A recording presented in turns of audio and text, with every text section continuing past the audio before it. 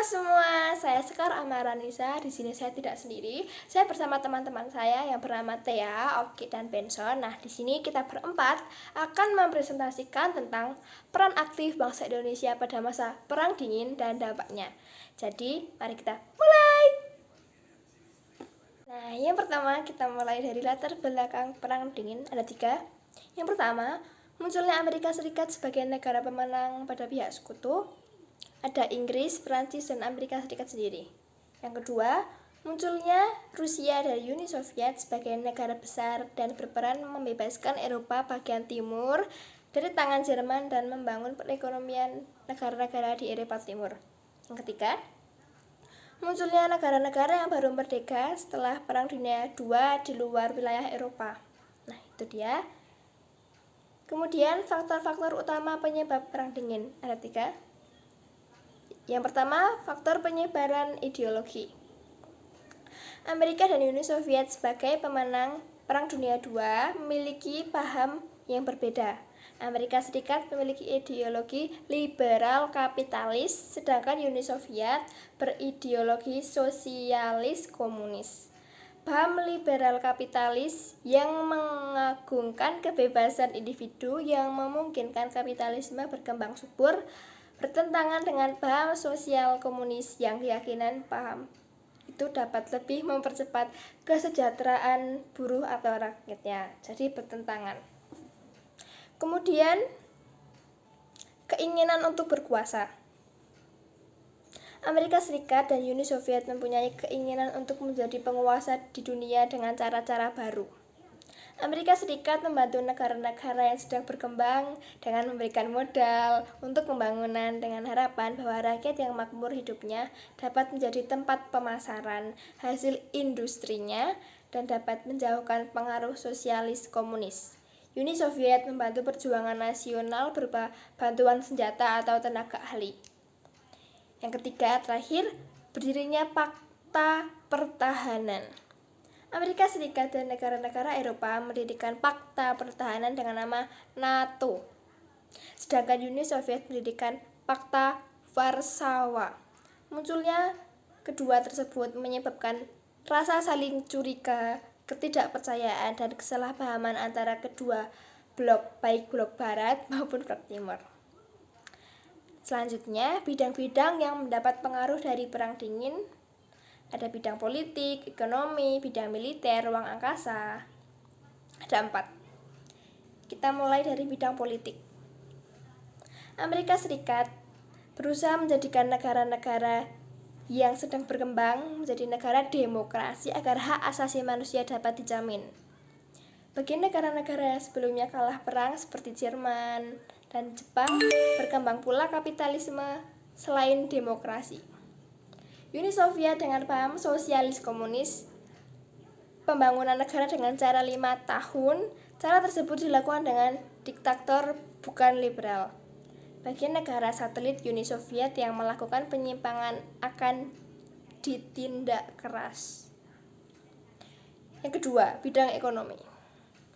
Amerika Serikat sebagai negara kreditur terbesar memberikan pinjaman kepada negara-negara yang sedang berkembang berupa Marshall Plan. Amerika Serikat juga memberikan bantuan Grants in Aid, yaitu bantuan ekonomi dengan kewajiban mengembalikan berupa dolar atau dengan membeli barang-barang Amerika Serikat. Dengan adanya Perang Dingin, berbagai kerjasama yang saling menguntungkan antara Eropa Timur dan Barat tidak dapat terjalin karena mereka takut jika suatu wilayahnya akan dijadikan sasaran adu kekuatan oleh kedua negara adikuasa tersebut. Yang ketiga, bidang militer. Negara-negara barat membentuk North Atlantic Treaty Organization (NATO) tahun 1949 sebagai suatu organisasi pertahanan. Di Asia Tenggara dibentuk Southeast Asia Treaty Organization (SEATO) tahun 1954 atas dasar Southeast Asia Collective Defense Treaty. Anggota utamanya adalah negara barat, sementara negara di Asia Tenggara seperti Indonesia tidak ikut serta. Fakta pertahanan tersebut ditujukan terhadap komunis di Asia Tenggara, khususnya di Vietnam. Kyoto bubar pada tahun 1975, sementara Uni Soviet dengan negara-negara blok timur membentuk Pakta Warsawa atas dasar Pact of Mutual Assistance and Unified Command. Di Asia Tenggara, Uni Soviet memberikan bantuan peralatan militer dan teknisi kepada Vietnam yang akhirnya dapat mendesak Amerika Serikat keluar dari negara tersebut pada tahun 1975. Wow. Yang terakhir, bidang ruang angkasa. Yang pertama, berawal dari upaya Uni Soviet meluncurkan pesawat Sputnik 2 dan Sputnik 3 yang ditandingi Amerika Serikat dengan meluncurkan pesawat Explorer 1 dan Explorer 2, Discovery serta Vanguard. Yang kedua, diikuti dengan usaha Uni Soviet untuk mendaratkan Lunik di bulan, serta astronot pertamanya Yuri Gagarin dengan pesawat Vostok 1 yang berhasil mengitari bumi selama 108 menit. Sementara Amerika Serikat mengirim astronot pertamanya yaitu Alan Bartlett Shepard yang berada di luar angkasa selama 15 menit. Yang ketiga, Uni Soviet menunjukkan kelebihannya dengan meluncurkan Jerman Stepanov Titov yang mengitari bumi selama 25 jam dengan Vostok 2. Yang keempat, disusul Amerika Serikat meluncurkan W.S. John H. Glenn dengan pesawat Friendship yang berhasil mengitari bumi sebanyak 3 kali. Berlangsungnya Perang Dingin. Perang Dingin adalah ketegangan yang secara politis tampak saling bermusuhan karena adanya persaingan kepentingan. Perang Dingin dimulai setelah berakhirnya Perang Dunia II sejak pembagian Jerman menjadi 2 wilayah, yaitu Jerman Barat dan Jerman Timur. Pembagian Jerman menjadi 2 diikuti dengan pembagian kota Berlin menjadi Berlin Barat yang dikuasai oleh Amerika Serikat, Inggris, dan Prancis. Sedangkan Berlin Timur dikuasai oleh Uni Soviet tepatnya saat menjadi Konferensi Yalta pada tahun 1945 pada bulan Februari. Dalam waktu singkat, Uni Soviet berhasil membentuk pemerintahan komunis di Bulgaria, Romania, Hungaria, Polandia, dan Cekoslowakia. Oleh karena perkembangan pengaruh Uni Soviet sangat cepat dan pertumbuhannya pesat, Amerika merasa perlu membendung berkembangnya gerakan komunis. Akhirnya Amerika menyusun strategi politik containment policy yang bertujuan mencegah berkembangnya pengaruh suatu negara atau suatu sistem politik dari pihak lawan. Strategi politik tersebut dikembangkan melalui pemberian bantuan ekonomi dan militer seperti Marshall Plan dan Doktrin Truman. Apa itu? Yaitu bantuan berupa keuangan, militer, dan penasihat militer kepada Yunani dan juga Turki guna menghadapi gerilyawan komunis. Tujuannya adalah mempertahankan Yunani dan Turki dari penetrasi komunis dan menghambat jalur Uni Soviet menuju ke selatan yang akan mengancam negara-negara barat. Hal tersebut dilakukan karena jika salah satu negara jatuh, negara tetangga lainnya juga akan jatuh. Sehingga semua negara akan jatuh ke dalam pengaruh komunis. Uni Soviet berusaha menyaingi dengan membuat Molotov Plan dengan tujuan menata kembali perekonomian negara-negara Eropa Timur dan Badan Kerjasama Ekonomi Comecon, Komintern Ekonomik. Konflik ideologi yang tersebut berkembang sampai di Asia. Selama berlangsungnya Perang Dingin, situasi dan kondisi dunia diwarnai oleh kegiatan sebagai berikut. A. Perebutan hegemoni atau kekuasaan. Kalahnya Jepang dari sekutu menyebabkan seluruh wilayah Manchuria dan Korea diduduki Uni Soviet hingga berdampak semakin kuatnya Uni Soviet di daratan Cina serta wilayah Korea. Berdasarkan konferensi Yalta, semenanjung Korea dibagi dua, yaitu sebelah utara di bawah kekuasaan Uni Soviet sehingga Kim Il-sung menjalankan pemerintah atas dasar pemikiran komunis. Sementara di sebelah selatan Amerika memilih Ri Xiangman sebagai orang yang menjalankan pemerintah berdasarkan dasar-dasar demokrasi.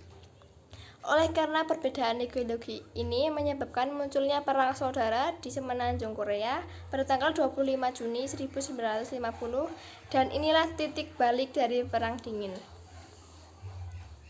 Posisi komunisme di Cina semakin kuat karena bantuan senjata dari Uni Soviet yang berasal dari Jepang.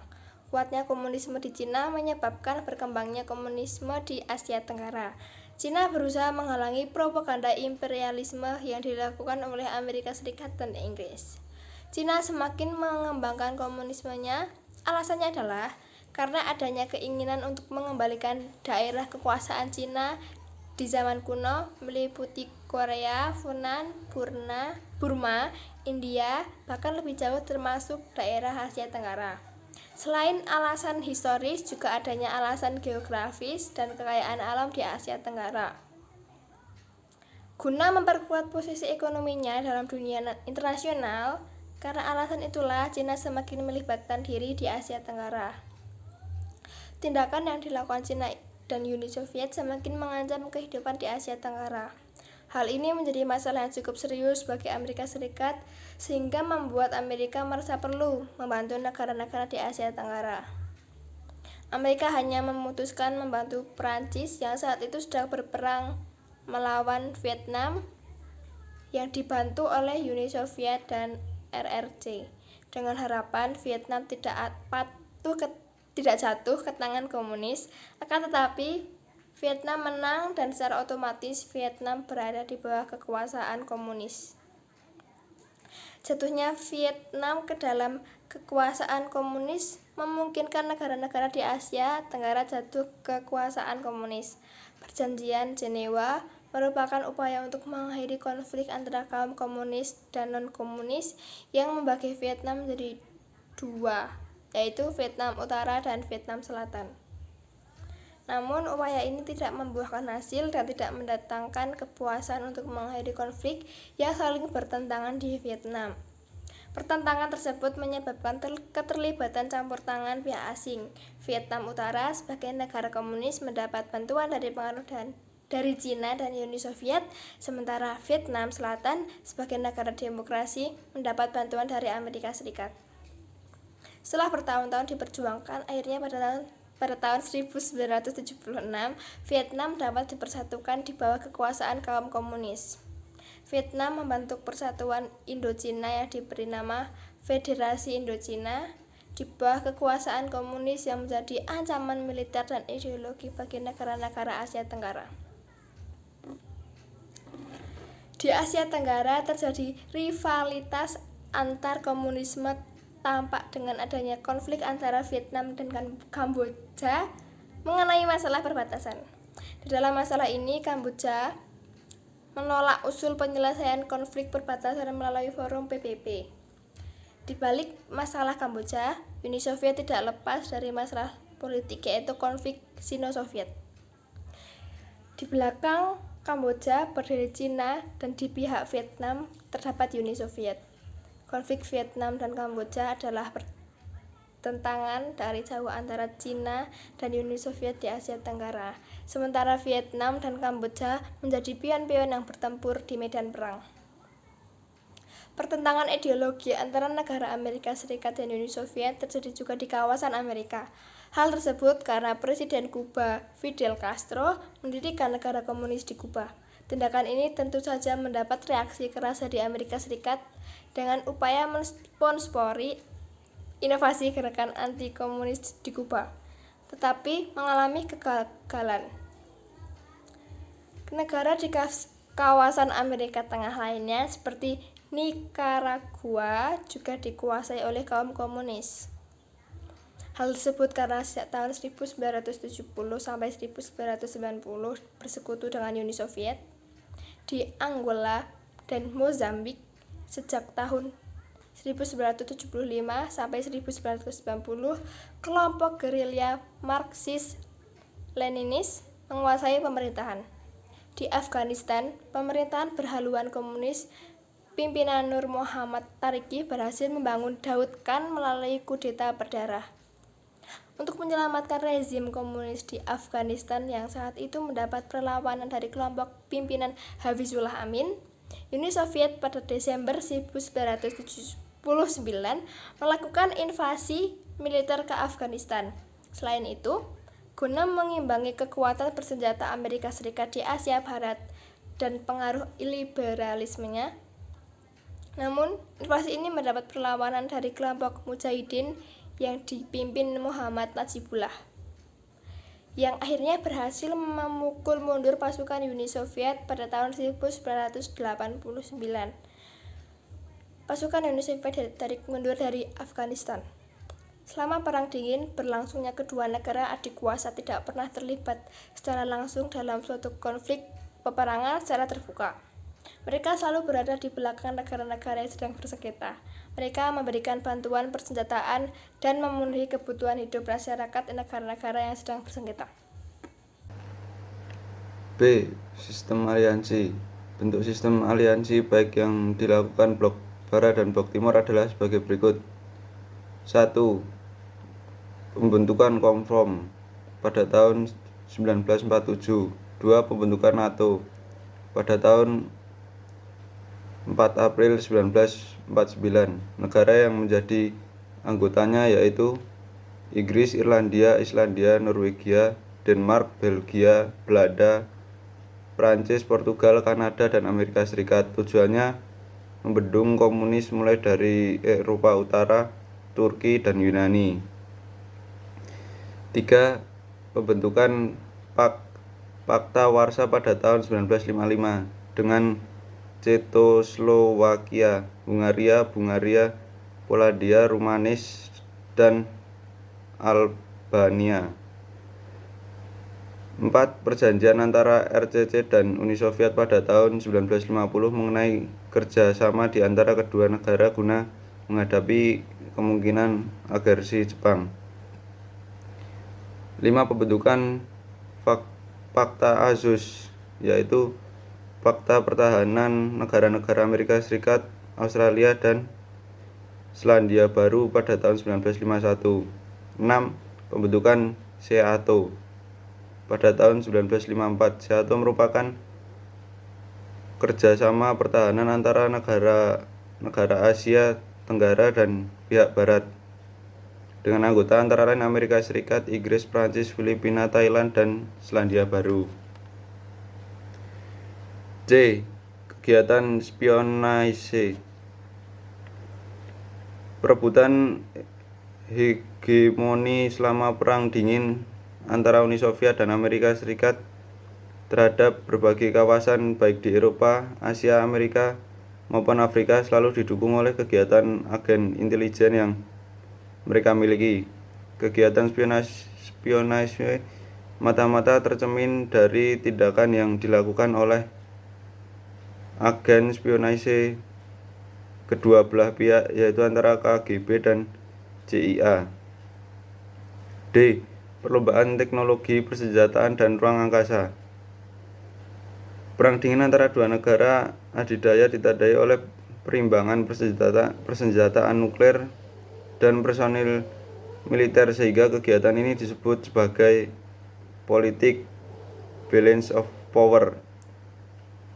Kedua blok membangun pusat-pusat tombol peluncuran senjata nuklir berbagai negara yang berada di bawah pengaruhnya. Untuk mengurangi meningkatnya perlombaan senjata nuklir pada kedua belah pihak, PBB membentuk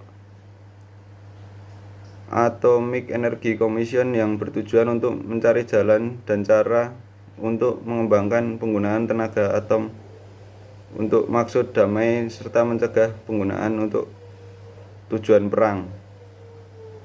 Usaha meredakan Perang Dingin. Setelah terjadi ketenagaan dalam Perang Dingin, kedua negara adidaya berupaya mengadakan dente atau pengurangan ketenagakerjaan, bahkan menghentikan ketenagaan Dente adalah istilah diplomatik yang digunakan untuk menjunjung situasi yang melemah dari suatu ketenagaan antara blok barat dan blok timur.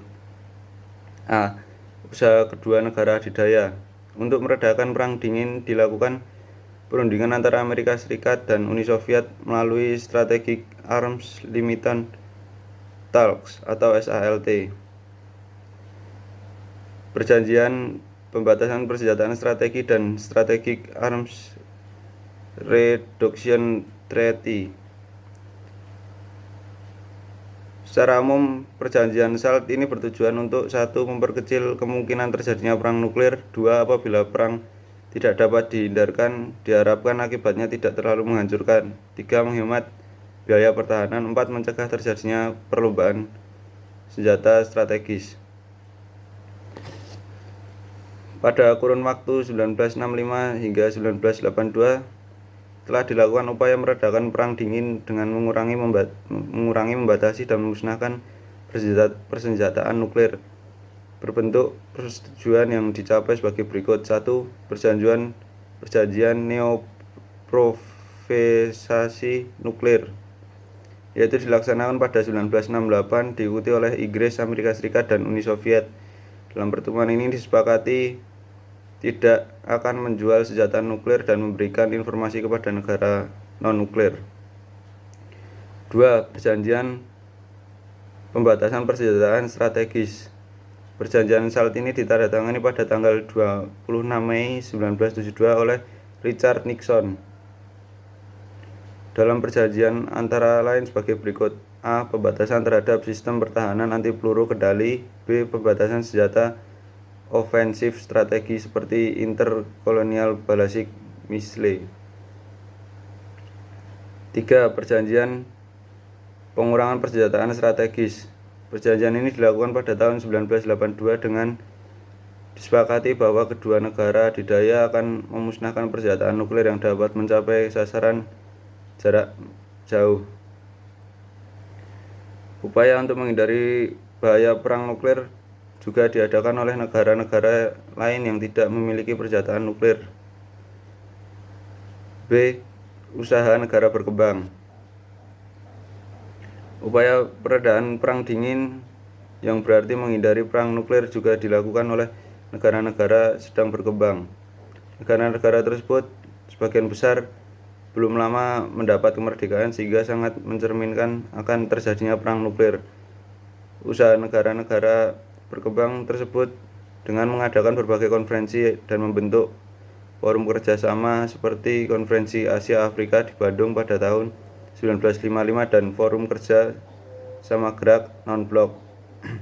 C. Usaha PBB. PBB juga berusaha menghindari perang nuklir untuk keamanan internasional. Usaha PBB dimulai sejak tahun 1968.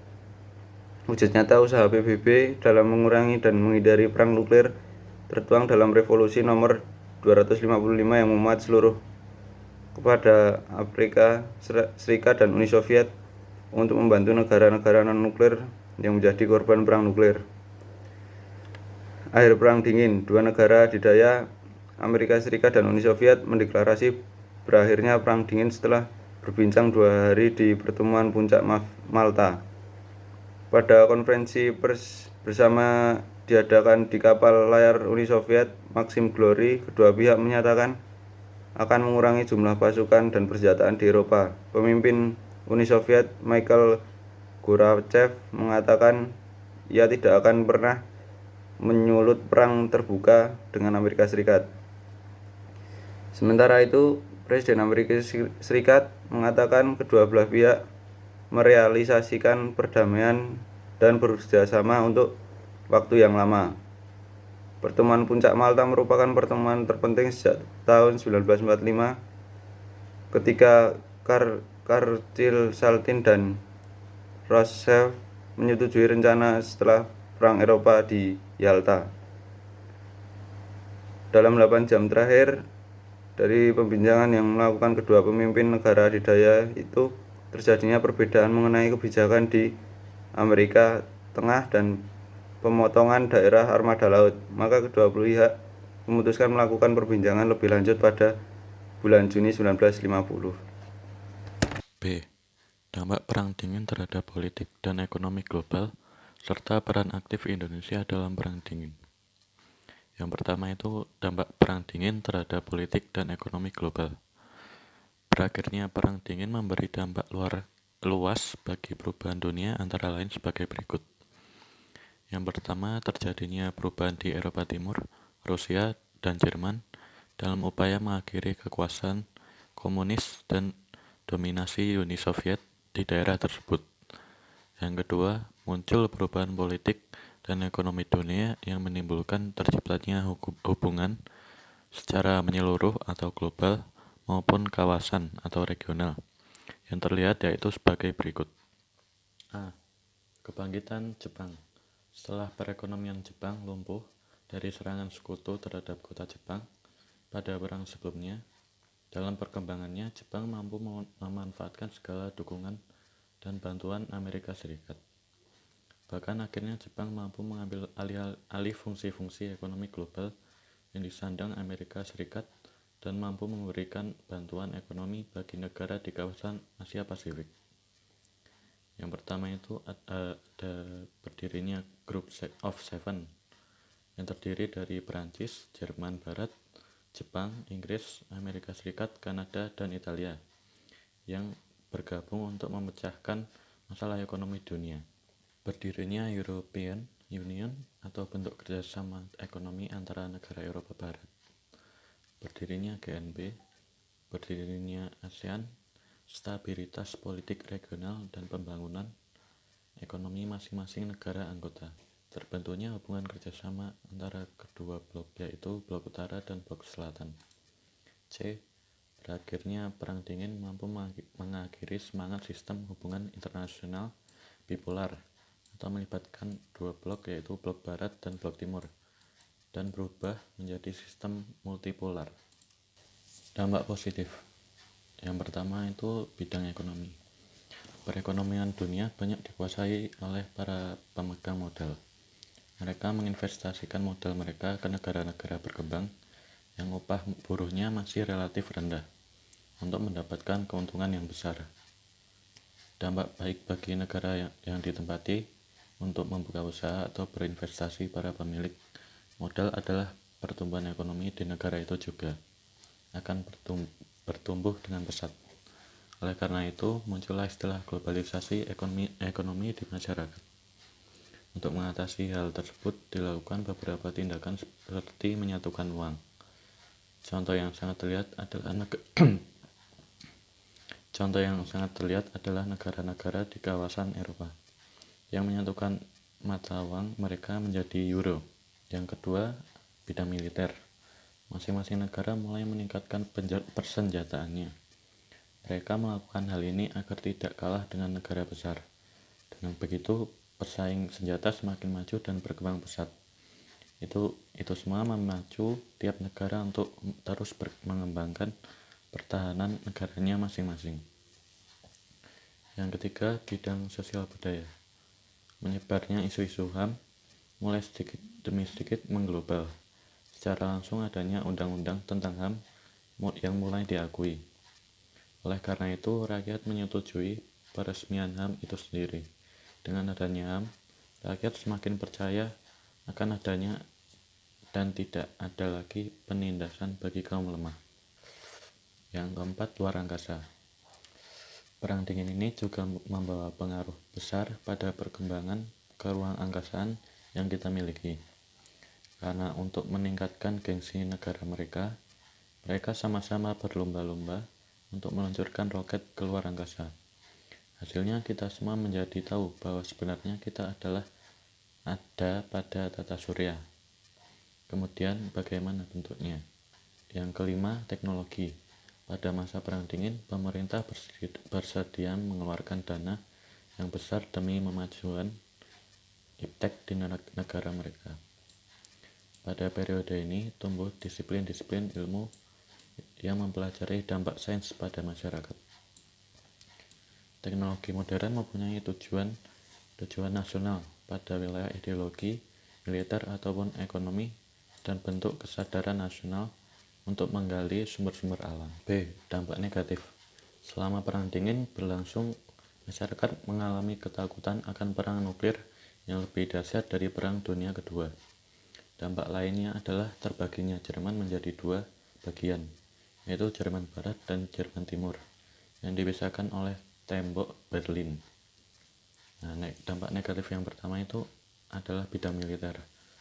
Munculnya sistem aliansi atau fakta pertahanan, yaitu negara mempunyai musuh yang sama, berusaha membentuk wadah guna mempertahankan diri serta melindunginya. Contohnya sebagai berikut. Pembentukan CENTO atau Central Treaty Organization tahun 1959.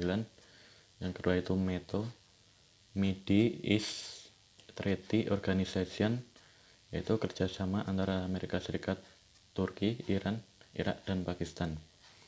Yang ketiga, pembentukan NATO, North Atlantic Treaty Organization tahun 1949. Yang kedua itu bidang politik. Amerika mengembangkan paham demokrasi kapitalis dan Uni Soviet mengembangkan paham sosialis komunis. Saat itu terjadi perang dingin antara Amerika dan Uni Soviet. Uni Soviet merasa tersinggung dengan adanya orang-orang pindah ke Jerman Barat. Oleh karena itu, Uni Soviet mendanai dan mendukung untuk membangun sebuah tembok yang berada di kota Berlin, yang menyebabkan terbelahnya kota itu. Selain itu, tembok ini Uni Soviet juga menyiagakan tentaranya agar menembaki orang-orang yang masih berani untuk menyeberang. Tembok ini kemudian dikenal sebagai simbol Perang Dingin. Yang ketiga, bidang ekonomi. Amerika dan Uni Soviet berusaha untuk memberikan bantuan atau pinjaman kepada negara-negara yang menjadi sasarannya. Amerika menjadi negara yang kaya dan memberikan banyak pinjaman kepada negara-negara yang sedang berkembang, termasuk negara Eropa Barat. Sehingga keadaan di Eropa Barat semakin memanas karena di Eropa Timur juga menerima bantuan dari Uni Soviet. Peran aktif Indonesia dalam Perang Dingin. Sejak proklamasi kemerdekaan, Indonesia menerapkan kebijakan politik luar negeri bebas aktif. Kebijakan tersebut menegaskan bahwa Indonesia tidak ikut dalam blok manapun, karena cita-cita bangsa Indonesia adalah mewujudkan perdamaian dunia. Dampak Perang Dingin yang ancaman negara-negara di dunia mendorong Indonesia turut berperan aktif dan meredakan Perang Dingin. Sebagai negara berkembang, Indonesia tetap berusaha menunjukkan perannya bagi dunia internasional. Usaha untuk mewujudkan perdamaian dunia ditunjukkan sebagai berikut. Yang pertama, aktif dalam gerakan non-blok atau non-aligned movement. Latar belakang Konferensi Asia Afrika atau KAA di Bandung pada tahun 1955, KAA menghasilkan Dasasila, ide awal mengenai perlunya organisasi negara-negara non-blok tercetus di dalam Bandung. Sebagai kelanjutan dari KAA, beberapa negara setuju membentuk suatu organisasi yang benar-benar bebas dari pengaruh dua negara adidaya. Organisasi tersebut dinamakan Gerakan Non-Blok. Gerakan Non-Blok berdiri pada tanggal 1 September 1961 di Beograd, Yugoslavia. Nah, itu. Pendiri GNP adalah Presiden Soekarno di Indonesia, ya. Presiden Joseph Broz Tito, Presiden Gamal Abdul Nasser, Perdana Menteri Pandit Jawaharlal Nehru, dan Presiden Kwame Nkrumah. 2. Tujuan GNP antara lain sebagai berikut. Yang pertama itu memelihara perdamaian dan keamanan internasional. Yang kedua, mengusahakan tercapainya pewujudan sejahtera secara umum dan menyeluruh di bawah pengawasan internasional yang efektif. Ketiga, mengusahakan agar PBB berfungsi secara efektif. Yang keempat, mengusahakan terwujudnya tata ekonomi dunia baru. E itu mengusahakan kerjasama di segala bidang dalam rangka mewujudkan pembangunan ekonomi dan sosial serta tercapainya perdamaian dunia. Yang ketiga, itu ada asas. Asas yang pertama itu GNP bukan suatu blok tersendiri dan tidak tergabung dalam blok yang saling bertentangan. Yang kedua, GNP merupakan wadah perjuangan negara-negara yang sedang berkembang, yang gerakannya tidak pasif. Yang ketiga, GNP berusaha mendorong perjuangan dekolonisasi di semua tempat, memegang teguh perjuangan melawan imperialisme, kolonialisme, neokolonialisme, rasialisme, apartheid, dan Zionisme. 4. KTT non-blok. Konferensi tingkat tinggi atau KTT GNP merupakan forum tertinggi dari organisasi GNP KTT. Dihadiri oleh para kepala negara maupun kepala pemerintahan dari negara-negara anggota. Berikut beberapa pertemuan yang mendahului KTT GNP, KTT non-blok. Yang pertama itu pernyataan bersama antara Joseph Broz Tito dan Jawaharlal Nehru pada tahun 1954. Yang kedua, konferensi Asia Afrika, termasuk konferensi Kolombo dan konferensi Bogor. Yang ketiga, pertemuan Brioni antara India, Yugoslavia, dan Mesir tahun 1956. Yang keempat, pertemuan antara kelima negara pendiri non-blok yang meminta agar Amerika dan Uni Soviet menyelesaikan pertikaian. Yang kelima, pertemuan Kairo, mengenal syarat anggota GNP dan pokok kegiatannya. KTT GNB yang pertama diadakan pada tanggal 16 September 1961 di Beograd, Yugoslavia. Negara-negara yang diundang untuk menghadiri KTT di Beograd tersebut adalah negara-negara yang dapat mengikuti syarat-syarat sebagai berikut. A. Negara yang bersangkutan harus menganut politik bebas yang didasarkan atas prinsip-prinsip non-blok. Negara tersebut harus hidup berdampingan secara damai dengan negara lainnya tanpa memperhatikan perbedaan sistem sosial politik mereka masing-masing. B. Negara yang bersangkutan harus setia memberikan dukungan bagi gerakan-gerakan pembebasan nasional untuk menuju tercapainya kemerdekaan. C. Negara yang bersangkutan bukan merupakan anggota dari persekutuan militer multilateral yang dibentuk dalam rangka pertikaian negara-negara besar. Seandainya negara yang bersangkutan terikat oleh perjanjian militer bilateral dengan salah satu negara besar atau menjadi anggota Pakta Pertahanan Regional, maka perjanjian tersebut tidak boleh dikaitkan secara langsung dalam pertentangan negara pada asas keadilan. Lanjut. ASEAN. ASEAN merupakan organisasi regional negara-negara yang terletak di kawasan Asia Tenggara. Karena letaknya di kawasan Asia Tenggara, sering juga disebut dengan Perhimpunan Bangsa-Bangsa Asia Tenggara atau Perbara. 1. Latar belakang berdirinya ASEAN. A. Berakhirnya konfrontasi yang timbul di Asia Tenggara antara Indonesia, Malaysia, dan Filipina. B.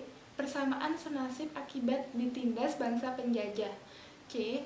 Persamaan dalam bidang kebudayaan, bahasa, tata krama, dan pola kehidupan. Persamaan letak geografis yang strategis dalam percaturan politik dan ekonomi internasional. 2. Maksud dan tujuan organisasi ASEAN. A. Mempercepat pertumbuhan ekonomi, kemajuan sosial, dan perkembangan kebudayaan di Asia Tenggara. B. Meningkatkan stabilitas, keamanan, dan perdamaian di kawasan. C. Meningkatkan kerjasama. ASEAN. ASEAN merupakan organisasi regional negara-negara yang terletak di kawasan Asia Tenggara. Karena letaknya di kawasan Asia Tenggara, sering juga disebut dengan Perhimpunan Bangsa-Bangsa Asia Tenggara atau Perbara. 1. Latar belakang berdirinya ASEAN. A. Berakhirnya konfrontasi yang timbul di Asia Tenggara antara Indonesia, Malaysia, dan Filipina. B. Persamaan senasib akibat ditindas bangsa penjajah. C. Persamaan dalam bidang kebudayaan bahasa, tata krama, dan pola kehidupan. Persamaan letak geografis yang strategis dalam percaturan politik dan ekonomi internasional. 2. Maksud dan tujuan organisasi ASEAN. A. Mempercepat pertumbuhan ekonomi, kemajuan sosial, dan perkembangan kebudayaan di Asia Tenggara. B. Meningkatkan stabilitas, keamanan, dan perdamaian di kawasan. C. Meningkatkan kerjasama dalam bidang ekonomi, sosial, budaya, Asia Tenggara, teknologi, dan ilmu pengetahuan bagi negara-negara anggota ASEAN. D. Mengadakan kerjasama dalam bidang pertanian, industri, perdagangan, dan komunikasi. E. Menyediakan fasilitas layanan dan penelitian bagi negara-negara di kawasan Asia Tenggara. Untuk menjaga dari hal-hal yang tidak diinginkan, pada tanggal 27 November 1971 ditandatangani Deklarasi Sophan atau disebut juga Deklarasi Kuala Lumpur. Isi Deklarasi Kuala Lumpur adalah sebagai berikut. A. Indonesia, Malaysia, Filipina, Thailand, dan Singapura sepakat untuk melakukan upaya-upaya menjamin pengakuan dan penghormatan wilayah Asia Tenggara sebagai zona damai, bebas, netral dari setiap bentuk campur tangan kekuatan-kekuatan luar daerah. B. Negara-negara Asia Tenggara hendaknya melakukan upaya memperluas kerjasama untuk mempererat solidaritas dan hubungan yang telah terjalin. 3. Struktur organisasi ASEAN. Sebelum KTT di Bali tanggal 23 sampai 24 Februari 1976. Sidang A. Sidang tahunan para menteri. B. Sidang komite. C. Komite-komite tetap dan khusus. Setelah KTT ASEAN di Bali mengalami beberapa perubahan. A. Pertemuan para kepala pemerintahan. Pertemuan ini merupakan kekuasaan tertinggi dalam ASEAN. B. Sidang tahunan Menteri-Menteri Luar Negeri ASEAN. C. Sidang para Menteri Ekonomi. D. Sidang para Menteri Non-Ekonomi. E. Standing Committee. F. Komite-komite ASEAN. 4. Peran serta Indonesia dalam ASEAN. A. Sebagai negara pemrakarsa berdirinya ASEAN. B. Sebagai penyelenggara KTT 1 dan KTT 10. C. Sebagai tempat kedudukan sekretariat tetap ASEAN yaitu di Jakarta. D. Sebagai salah satu proyek dari Komite Pangan, Pertanian, dan Kehutanan yaitu suplai dan keperluan makanan. E. Sebagai tempat salah satu proyek pupuk urea amonia dari Komite Industri, Perdagangan, dan Energi. F.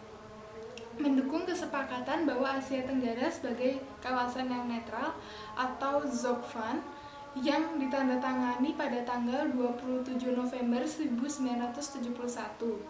G. Menyelenggarakan Jakarta Informal. H. Turut menyelesaikan pertikaian antar bangsa dan negara. I. Turut serta menangani arus pengungsi. C. Kerjasama negara-negara kawasan utara dan selatan.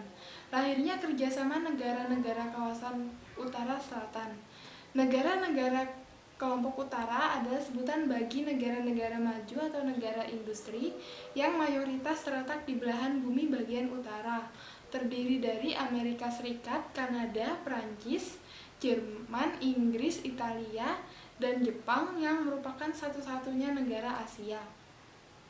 Ketujuh negara tersebut dikenal sebagai Group of Seven. Negara-negara kelompok selatan adalah sebutan negara-negara berkembang atau dunia ketiga, yang kebetulan mayoritas terletak di belahan dunia bagian selatan dengan mata pencaharian utama di bidang pertanian dan dalam tingkat kemakmurannya yang masih rendah. Negara kelompok selatan terdiri dari negara-negara yang baru merdeka dan berkembang. Contohnya, negara-negara Afrika Selatan, Amerika Latin, dan negara berkembang di Asia kecuali Australia dan Selandia Baru. Dalam membangun kekuatan perekonomian dunia, hubungan kerjasama antar negara-negara utara selatan dilakukan dengan cara berikut. A. Negara utara menanamkan modalnya ke selatan, seperti dalam bentuk pendirian perusahaan-perusahaan asing. Dengan kerjasama tersebut, keuntungan dapat dinikmati oleh kedua belah pihak. Biasanya negara penerima modal akan mendapat keuntungan dari penerimaan pajak pembangunan dan pembagian keuntungan dari hasil produksi, sedangkan negara pemberi modal dapat terpenuhi kebutuhan nasionalnya. B. Pada umumnya, negara-negara utara maju dalam teknologi, tetapi memiliki keterbatasan pada sumber daya alam. Negara-negara selatan terbatas pada kemajuan teknologi, tetapi memiliki sumber daya alam yang melimpah. Negara utara akan mengimpor bahan mentah dari negara selatan, kemudian teknologi diolah menjadi barang jadi dan dijual kembali ke negara selatan untuk memenuhi kebutuhannya sendiri. B. Bentuk kerjasama lain adalah dalam bentuk pinjaman modal dari negara utara ke negara selatan yang digunakan untuk membangkitkan perekonomian dalam. 2. Peran Indonesia dalam kerjasama negara-negara kawasan utara selatan. Salah satu peran aktif Indonesia dalam kerjasama utara selatan ditunjukkan dengan cara menghidupkan kembali dialog kawasan utara selatan berdasarkan rasa saling ketergantungan yang setara, kesamaan kepentingan dan manfaat, serta tanggung jawab bersama. Adapun hal yang melatar belakangi keinginan Indonesia untuk menghidupkan kembali dialog tersebut adalah hasil KTT GNB tahun 1992 di Jakarta. Dalam KTT GNB 1992 tersebut, salah satu hasilnya adalah menyatakan bahwa negara-negara GNB akan menyelenggarakan kerjasama antar negara kawasan utara selatan. Indonesia selalu berkomitmen mewujudkan prinsip-prinsip GNB. Sikap tersebut secara konsisten diaktualisasikan Indonesia selama memegang kepemimpinan GNB pada tahun 1992 sampai 1995, selama 3 tahun memimpin GNB. GNB dinilai berhasil memainkan peran penting dalam percaturan politik global. Dengan Jakarta Message, Indonesia memberi warna baru pada gerakan ini, seperti dengan memfokuskan kerjasama pada pembangunan ekonomi dengan menghidupkan kembali dialog Selatan-Selatan. Dialog Selatan-Selatan diyakini memperkuat posisi tawar negara-negara berkembang terhadap negara-negara utara. Terima kasih.